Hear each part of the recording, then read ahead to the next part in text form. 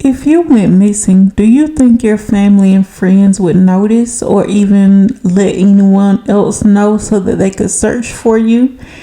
And if this was not in your normal routine, how far do you think your family and friends would go to look for you?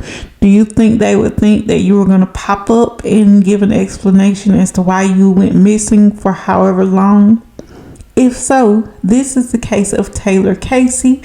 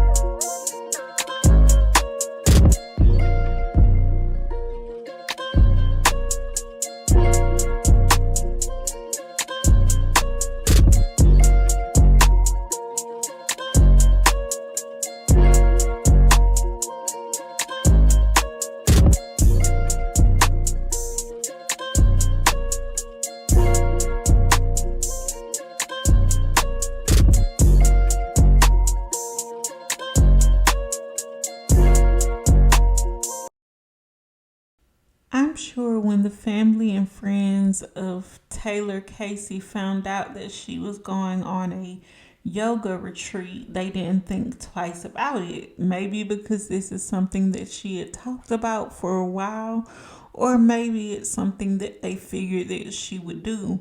Either way, I'm pretty sure they didn't expect her to go missing while on that retreat while she was in the Bahamas.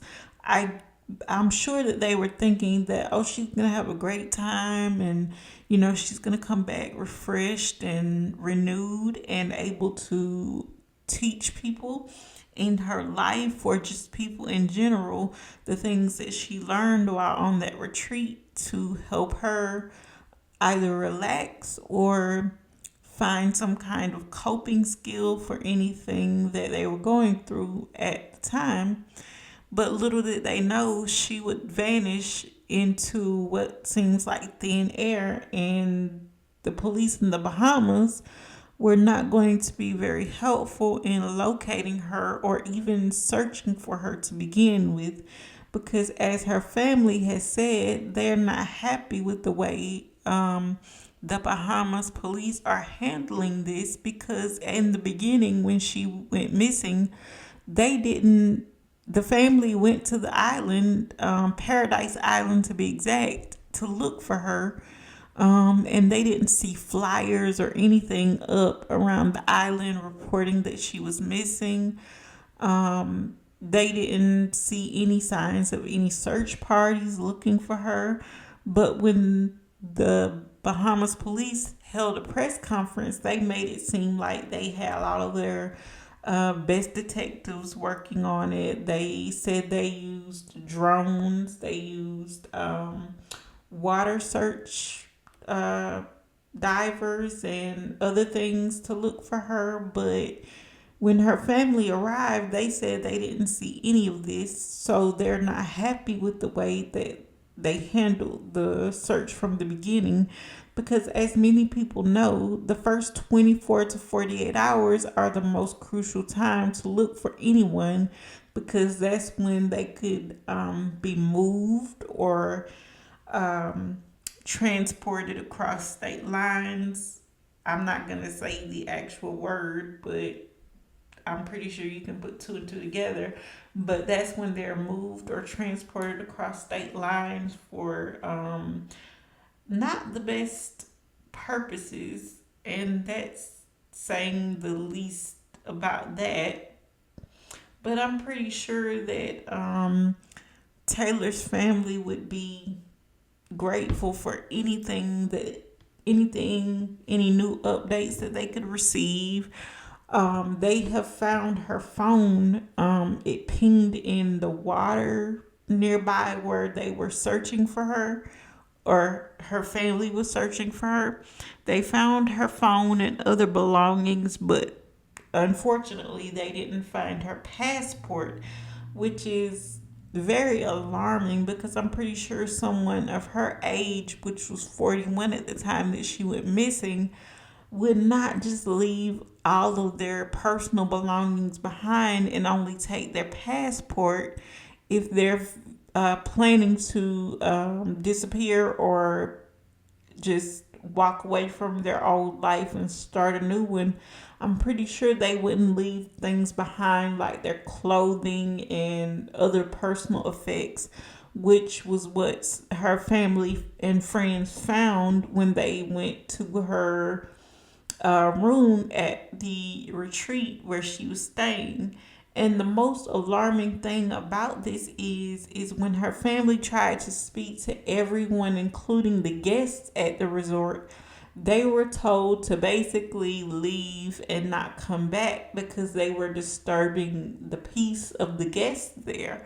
But you would think that someone would want to help someone whose family is looking for them because they've gone missing. And that's a little alarming that celebrities have actually stayed at this retreat, like Gwyneth Paltrow and other celebrities.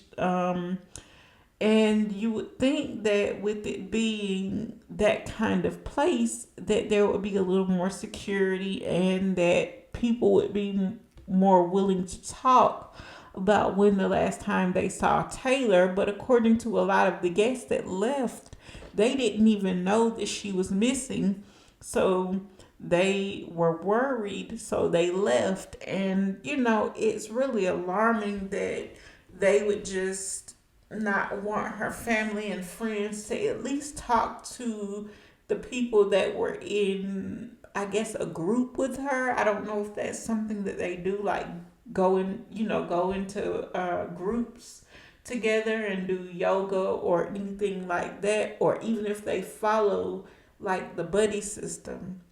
It's just alarming that they didn't get to talk to anyone to ask them any questions. And when they tried, they were told to basically leave. Now, the price of this retreat is not exactly pennies, So, with celebrities being there, like Gwyneth Paltrow and the other few celebrities, you would think that with the price alone, it would guarantee some kind of security, or even maybe just, some kind of system so that this type of thing doesn't happen. And I'm just wondering, like, what were the protocols there for security? Obviously, they weren't that great, or we wouldn't have this story as unfortunate as it is for her, because I don't think she just walked away. I think someone had something to do with her going missing, whether it was she was going or she planned to go on some type of excursion or things like that, like most people do when they're on vacation or at least away from home in a place like the Bahamas. You would think people want to go on excursions, and I'm thinking that maybe is what she thought she was going to do, and somehow she was lured to wherever they took her, or that person took her, and now she is missing, unfortunately. And like I said before, it's really unfortunate that her family and friends didn't get to speak with anyone at the resort to figure out, when they last saw her, like what type of mood was she in. Was she ever seen talking to anyone that was not there as far as like a guest of the retreat? Did she reject anyone's advances while she was in the Bahamas? And could they have possibly gotten upset? These are all things that, I'm pretty sure they wanted to ask, but like I said, when they were there at the retreat, they were basically, told you're disturbing the peace of our guests and we need you to basically leave. And, I just don't think that that is a good sign, because this retreat, as all yoga retreats are, is about peace and harmony and being one with yourself and relaxation and things of that nature. And you would think with someone going to a retreat like this, is they wouldn't go just missing after spending thousands of dollars, because from what I've read, this resort or this retreat was not cheap. It was thousands of dollars. And I don't think someone would just pay that money and then just walk away and, not be seen or heard from again. But her grandmother did say that she talked to her, I think, a day or two before she went missing, and she sent her pictures and, was saying things like, "Oh, grandma, I'm having such a great time here." And, it was probably a couple of days in between when she would talk to her family. So when they didn't hear from her every day, to, report to her family members that she was missing. And I wonder, did they expect the family to fly out to the Bahamas to aid in the search? Or did they think that, oh, these people aren't going, we're just going to tell the family and they're probably not going to show up to help in the search? So I'm wondering, like, what was the security measures that were, there at the retreat? Were there any security measures at the retreat at all, or was it just something that everybody just was every man for themselves? Or what was the atmosphere like overall? And were there any people there that were working at the retreat? Were any of them, supposed to be there, or were they not supposed to be there? Did any of them have criminal records? Things like that. Because those are things that you have to look at when you're looking at a case like this. Is there any person or persons with criminal records, criminal backgrounds, or anything of that nature? Now, I know that sometimes when these questions are asked, people can say that just because they don't have a criminal record, that doesn't mean that they have never committed a crime. They probably have just never been caught. And I wonder also, when the police did their search, whatever search that may be or lack thereof, did they find any blood, in her room or anything of that nature? When I say that, I mean, was there more than something that would cause, like, or that would come from someone's ear, bleeding, or maybe their nose even, or anything like that? Was it more than that? Because if it was, then that is a good sign that, maybe something happened to her. Was there a trail of it to, show where she probably tried to run or anything of that nature? Because then that could possibly show, if there was, then there may be some DNA that was left behind by the person or persons who possibly took her or what have you. These are all things that I have to ask, because, even though there might not have been any signs of that, that does not mean that she was not taken. It could have just happened, so suddenly to where she didn't have time to react. And maybe she wasn't even in her room when she went missing. But that is a good place for investigators to start if they didn't already. But judging by the things that her family and friends are saying, the police didn't do a whole lot, if anything, when looking for her. And my question to them would be why it took so long for them to start searching for her.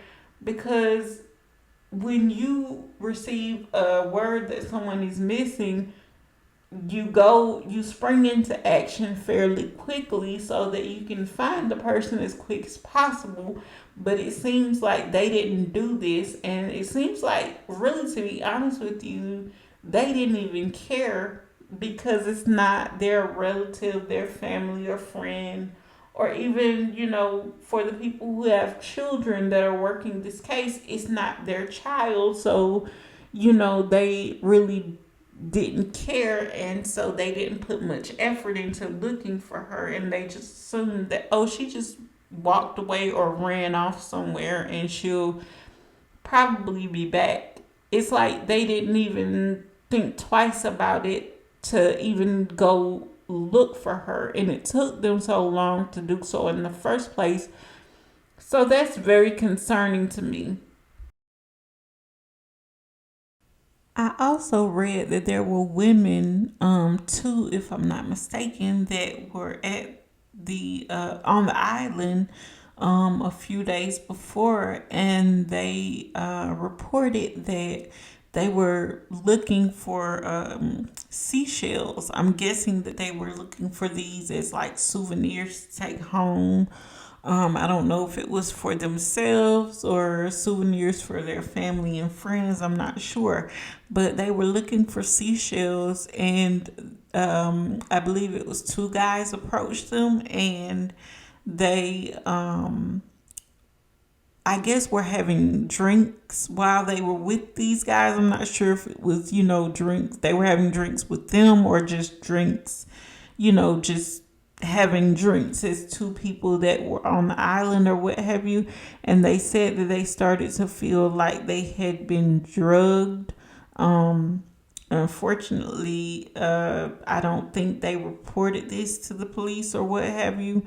And I'm wondering if these same two guys are, the same two people that could possibly have something to do with Taylor going missing. And if so, how did they encounter her? How did they meet her? Were they, somewhere nearby and she was walking in that area, or was she supposed to meet up with someone else from the retreat to have dinner or drinks or what have you? And that's how they encountered her. And did they, since they had no luck with the women that they had done that to a few days ago, did they figure, okay, this time we have to take a different strategy? So that is when they decided to just kidnap Taylor and, do whatever they chose to do with her. Like, what is the, like, how did she encounter these people, if those are the same two people, you know, if they have anything to do with her going missing? Now, everything that I just stated is all alleged. I do want to say that I don't have any proof that the same people that drugged these women that were looking for seashells have anything to do with Taylor's disappearance. I'm just speculating because, sometimes when things like that happen, if someone doesn't succeed in a situation like that, unfortunately, they will, try again, but use different measures. And sometimes those measures can involve a person going missing or just winding up, unfortunately, unalived when they are found, because the person felt like, okay, I didn't succeed with my first mission to do this, so I'm going to take extreme measures this time. And 99% of the time, those measures usually involve someone being unalived, unfortunately. But I hope, that she is found soon and she is able to come home to her family, friends, and loved ones. Hopefully, you know, alive. But as time goes on, that is looking more and more unlikely. But I hope that, she is found, and soon, because I'm pretty sure her mother is, just overwhelmed with all of this. And seeing as the place that she was supposed to go for rest and relaxation, that was anything but that in her case anyway. And I just wonder if the people at the retreat or in charge of the retreat know more than they let on. And has this happened to anyone before on that island and at that retreat? And is this why they were so quick for her family and friends to leave, because they didn't want to get found out, even though in the end a lot of the guests started leaving. And I'm glad that happened, because if not, then she probably wouldn't have gotten the little attention that she did get to her case from the authorities in the Bahamas. But I'm hoping that since this case is a little bit more well known, that her case will get some type of coverage here in her hometown where she is from, which is Chicago. Thankfully, they have done, I think, a news piece and an article for her, so that if anybody can give any information, they give numbers to call and things of that nature. And anyone in that area or in any area that may think they may have spotted her, or even on the island, if they thought they saw something unusual, no matter how small it may seem, please come forward and let authorities know what you think you may have saw or what you did see.